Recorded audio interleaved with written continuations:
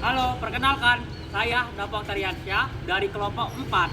Saya akan perkenalkan anggota saya. Yang pertama. Halo, perkenalkan saya Madan Fira. Yang kedua.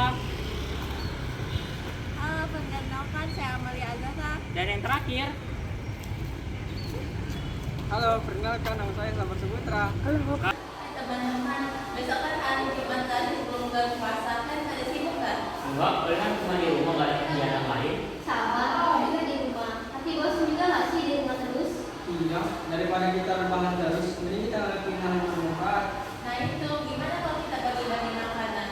Saya Jumat kita juga. Wah, setuju.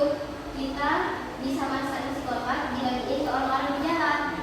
Ide bagus tuh. Mau masak apa nanti? Gimana kalau ayam sekali saja? Gak terlalu ribet tapi enak. Setuju. Nanti aku bantu masaknya bareng Amal. Wah, sayangnya belum jadi ikut. Aku cuma biasanya bantu pakai uang. Gak masalah sih ya, nanti kalian ikut. Dari bagian rancang. Oke, kita bagi tugas. Aku dan Mona beli ayam di pasar. Dan kamu, Amar, menyiapkan bahan-bahan di rumah kamu. Dan kita masaknya di rumah Amal aja ya, biar gampang. Deal.